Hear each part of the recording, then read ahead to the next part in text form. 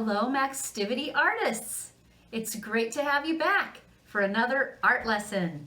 Last week we talked about drawing birds, and this week our friend Mango is not with us. Instead we have our friend Peter Rabbit. He's not as noisy as Mango. Doesn't bite as much either. We're going to draw rabbits today because of course it's spring, and with spring comes Easter, but also we think of animals and eggs because they're signs of new life, and there's new life in the spring. So whether or not you celebrate Easter in your family, you can still celebrate animals and new life. So we're going to get started with a simple project. I think we'll do a fun, simple project first, and then we'll draw something just a little more challenging that will involve some watercolor. And then our last rabbit will be the most advanced rabbit. So right now what you need is some computer paper, also known as copy paper or printer paper, and a pencil and maybe some markers. So go ahead and grab your supplies. So 3 rabbits. Our first rabbit is just for fun. And the hardest part about this rabbit is folding the paper. So the first thing we're going to do is fold the paper in half the tall way. So we're going to fold it this way in half. Okay? Then take this top part and fold it back on itself in half again. So your paper now looks like this. The nice thing about YouTube videos is you can pause them if you need a little more time. Now, while it's folded, take a pencil. I'm going to use a Sharpie so that it's darker so you can see it better. And make kind of a hamburger bun shape right there. Kind of an oval shape. This is our bunny's head. We're going to give him some ears. And we don't have a lot of room on this paper, so it's kind of a baby bunny with little short ears. Just a nice curve. They're kind of like stretched out rainbows, right? Let's give him some eyes. Just 2 little simple eyes. He's a very cute little baby bunny. Wouldn't hurt a fly. Innocent, sweet little bunny. And now let's give him a nice, put a line right along the edge, right along the fold of your paper. That's the top of his mouth. Okay, now here comes the fun part. We're gonna open our bunny up. Can you see that? Can you see the bunny?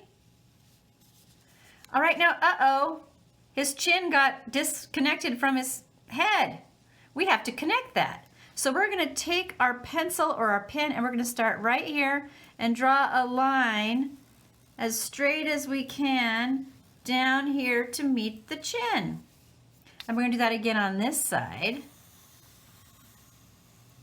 So now he's got a really long face.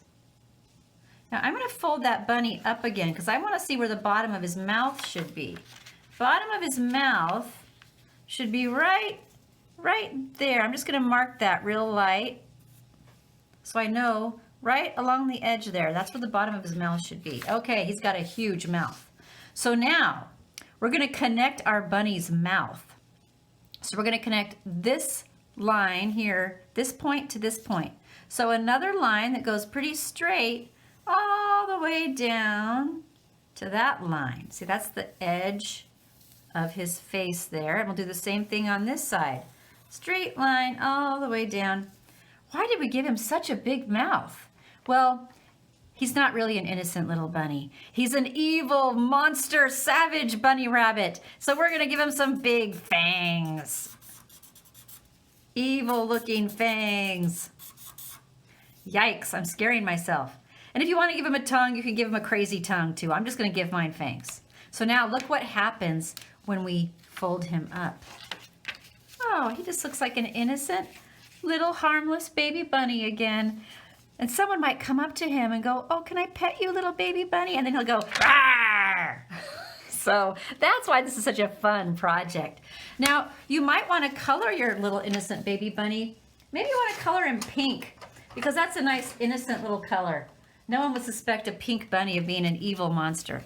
So maybe you want to take your crayon or your marker or whatever it is you have and color your little bunny so that he just looks even more adorable.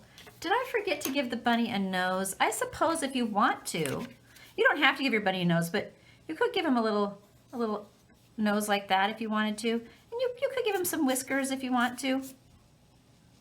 It's up to you. Okay, let's see. Ah! We forgot to color this part. Gonna color the sides too. We want it all to go together so it looks like one continuous big bunny mouth. That's a huge mouth. And you could color the inside a charcoal gray or whatever other color you have, black. You could color the inside of his mouth. Have any of you ever heard the story of Little Bunny Foo Foo?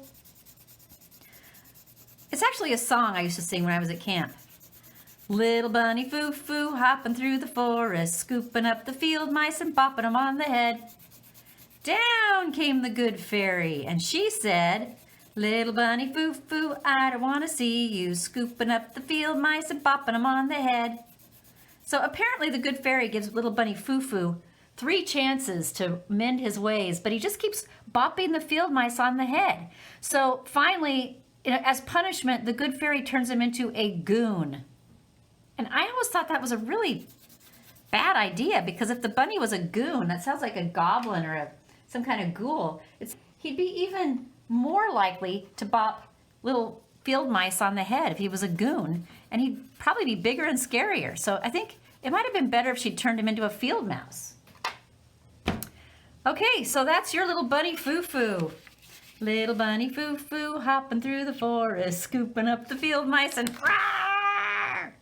so you can scare your mom and dad with this tonight. All right, we're gonna move on to our next rabbit.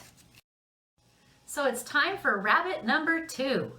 He's really not that hard. He's kind of a cartoony rabbit, but this is a little more advanced because we're using watercolors. So if you have watercolors or watercolor paper, I have these kinds of watercolors. Maybe you have some like this or a little smaller. Watercolor paper, you're gonna need water and a paintbrush. And maybe you want to have a paper towel or something to blot your paintbrush on. And you're going to need a pencil and a Sharpie. So go ahead and grab those things and we'll get started. So you're going to want to start with a pencil. I'm going to use a Sharpie. First thing we're going to do is make kind of a W shape right about little less than halfway up the page. So right about here. I'm going to make a W shape.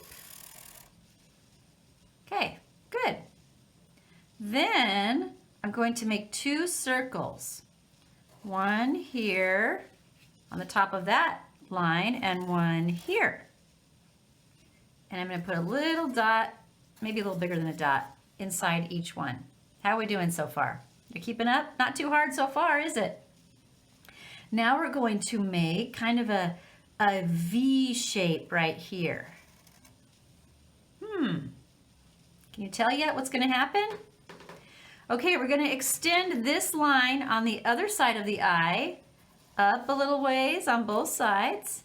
And then we're going to make some big bunny ears. And they can go right off the page. So this one's going to go way up here and come way back down.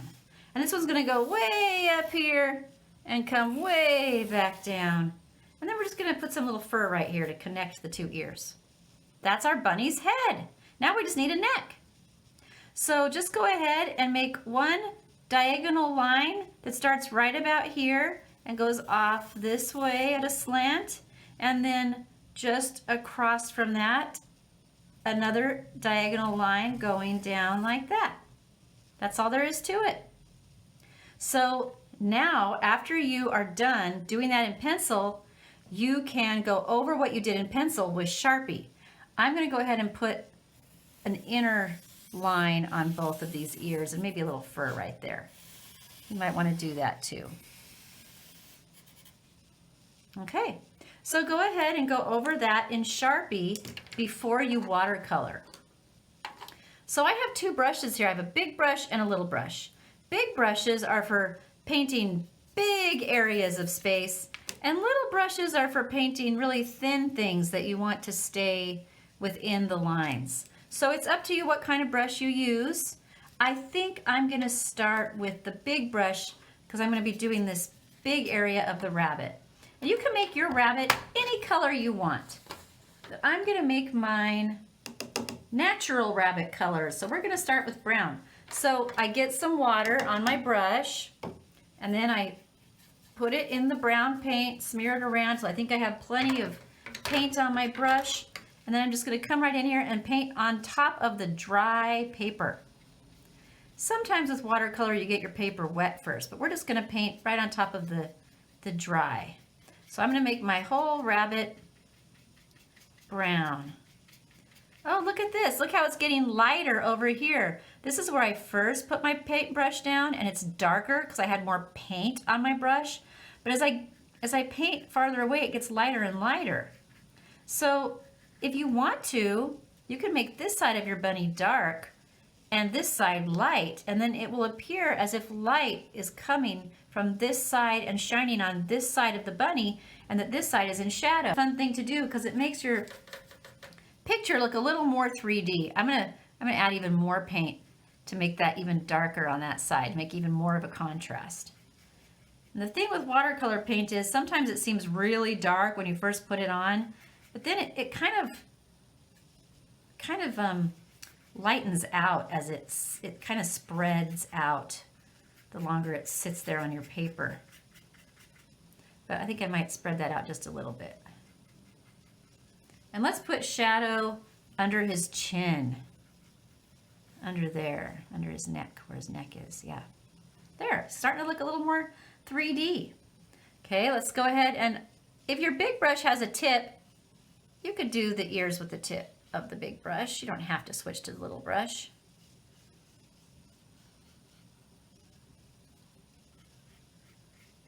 Whoops, got a little sloppy there, didn't I? Sometimes I go too fast. I need to learn to slow down. What do you think we should do to the nose? I know a lot of people give their bunny a pink nose, but I think I'm gonna give my bunny kind of a yellowish little thing on his nose. Maybe kind of like this? Maybe not. You know what? When you're doing watercolor, if you don't like something, you can blot it off with a paper towel. So I'm gonna take a paper towel before that dries, and I'm gonna blot it off. Look at that. It's almost like it erased. I think I'm gonna go with maybe just a little darker nose. Let's try that. Just a little darker brown, maybe. I think I like that better. You maybe put a little pink in. I gotta reach for my. Actually, I think I'll put some pink in the ears, some real light pink inside the ears.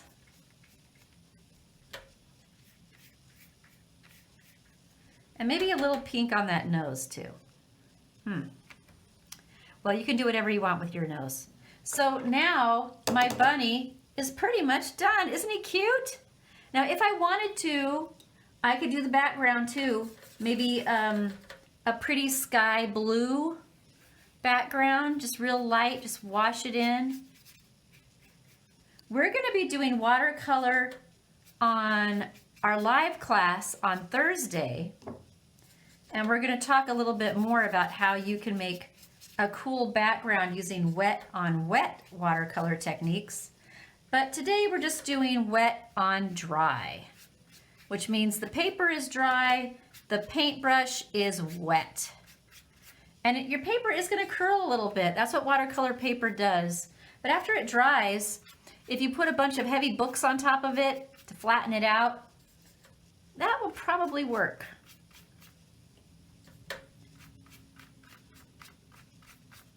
Okay, I like him with a little color in the background. He looks like something out of a storybook, doesn't he? I hope your rabbits turned out just as cute. So we've done 2 rabbits so far. Now we're going to do our most advanced rabbit. This one is a bit trickier. This took some time to color. It's almost like a puzzle. So if you like tedious coloring projects that keep you busy for a while, this is a good one for you. So the first thing you do in this project is draw the rabbit. It's not as hard as it looks. Then you put all the lines through using a ruler. So you're going to need a ruler. If you don't have a ruler, you could use the edge of a book, something that's long enough to go all the way across your page. But this paper I use is just plain old computer paper, copy paper, printer paper. So that's what you can use for this project, and then colored pencils or markers. If you prefer markers, that's fine. And again, a pencil and a Sharpie. So this rabbit is a little harder, but you could do this same project instead of using a rabbit to create this cubist kind of stained glass kind of fractured effect. You could just do an egg. And I have another example that is just that. This is a cubist style egg. Now you wouldn't have to do yours cubist style. You could do yours like the bunny rabbit. But if you like this kind of fractured, more complex look, I will tell you how to do that as we get going. So you might have noticed that half of the lines on this page are outlined with Sharpie and half are not, because I wanted to show you that you could do it either way. I think it would be wise to outline the bunny in Sharpie when you're all done coloring, and I think it's cool to outline the lines as well, but you start out in pencil, and when you're done with your project, you can decide whether you want to outline all the pencil lines with Sharpie or, trace all the pencil lines with Sharpie or not. So to get started with the bunny rabbit, you might notice that he has kind of a pear-shaped head. It's kind of a fat pear. So we're going to start with that. Grab your pencil, and right about here, you're going to make, just lightly sketch in kind of a fat pear shape.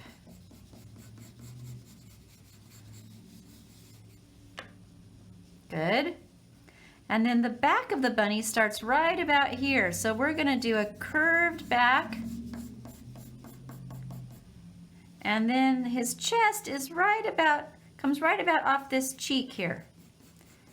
Like that. Almost looks like a little turtle, doesn't it? We're going to put his front leg right here.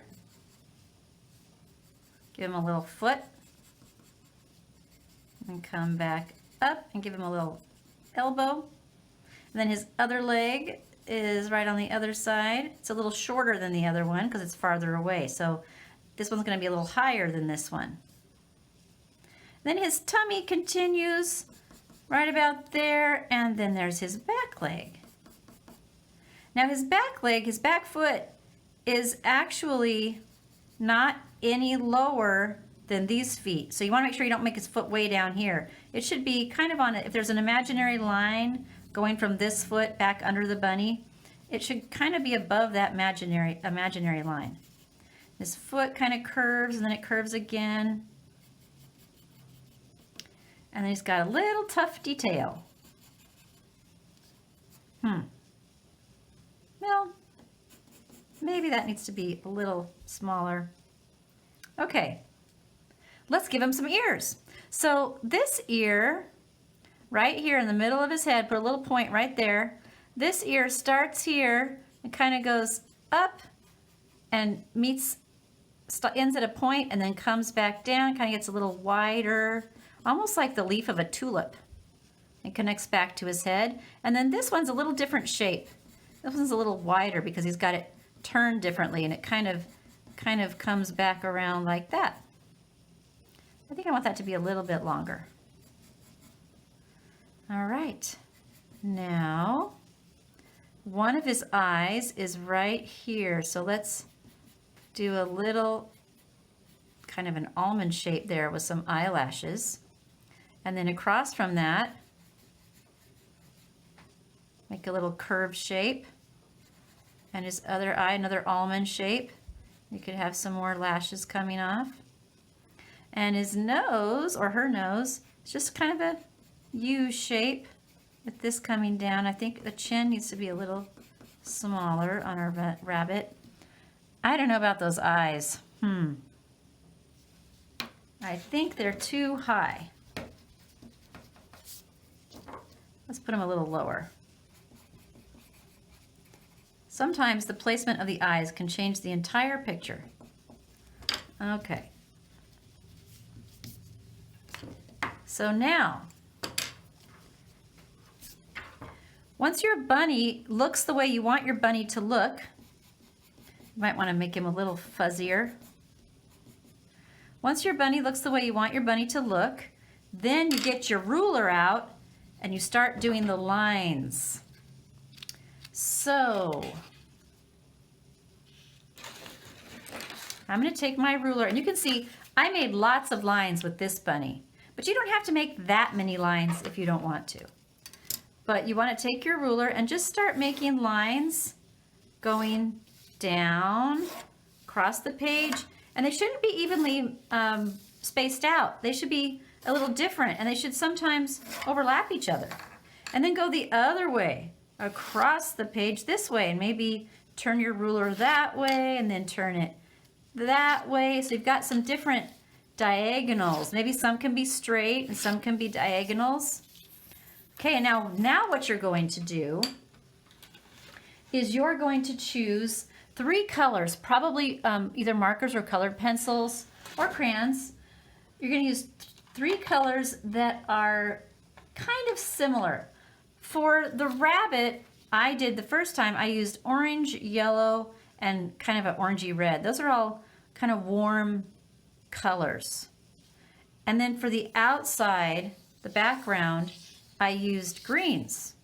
So the greens go together, and the warm colors and the cool colors go together, or look nice together. So please choose 3 colors for your rabbit that you think would look nice together, maybe either all warms or all cools.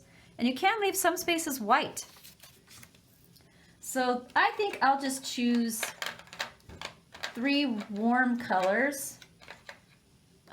These 3 colors. They're pretty close, but not exactly the same.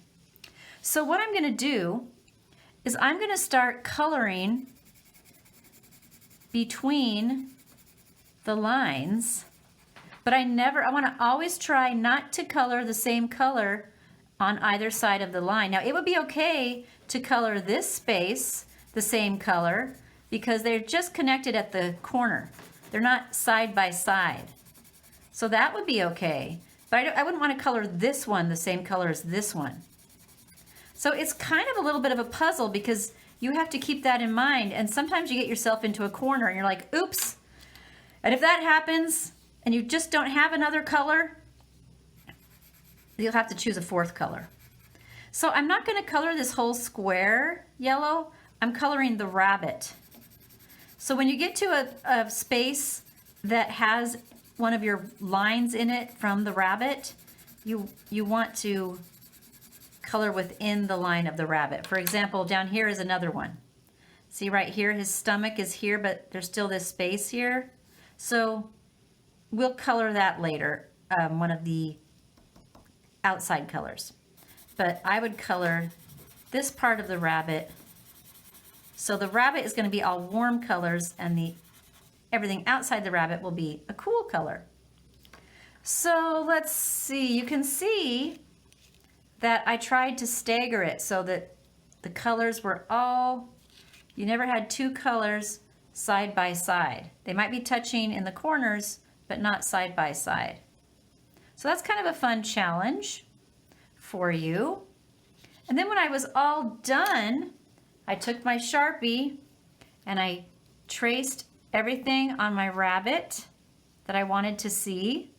And then if you like the way it looks without tracing the lines, great. But if you want to trace the lines, you can do that too. So now I want to talk about the egg.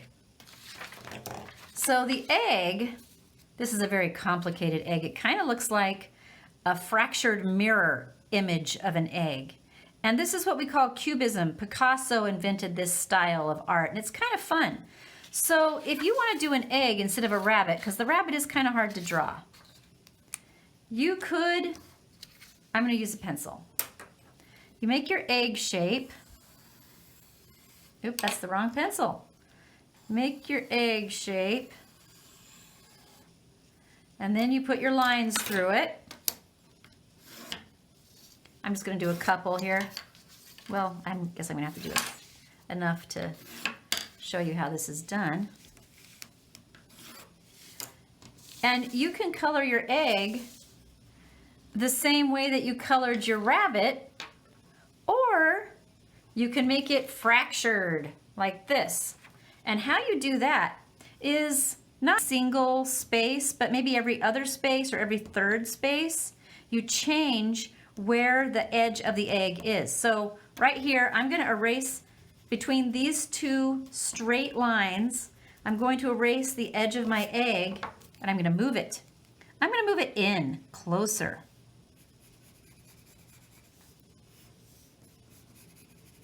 So it parallels the previous line. Might be good to draw it first, huh?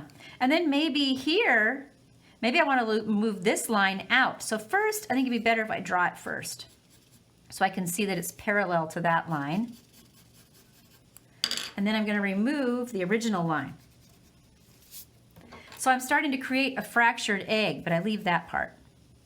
And let's see, maybe over here, maybe I'll make this part fractured and erase that. And I think I'll make this part fractured. And then that's probably enough to create that fractured egg illusion. So now, when I color my egg, I want to color each part a different color. And you can leave the outside just white if you want. It has kind of a stained glass look to it. So that's our lesson for today. I hope to see you all on Thursday for our live class. Hope you enjoyed your egg or your bunny rabbit and your cartoon rabbit and your innocent little bunny foo-foo. See you next time. Bye. I hope that video inspired you to be creative. Maxtivity is a nonprofit whose mission is to provide space, tools, supplies, education, and classes for people to help maximize their creativity. If that was valuable to you and you want to continue to support art, community, a space to be creative for all, then you can go ahead and make a donation. You can visit our website at maxtivitycreative.space and give under donate and share. You can also like us on Facebook or follow us on Instagram under iMaxtivity. We have more videos under Maxtivity here on YouTube, and I just appreciate anything that you can do to engage families, community, and children in exploring more opportunities to be creative. Thank you.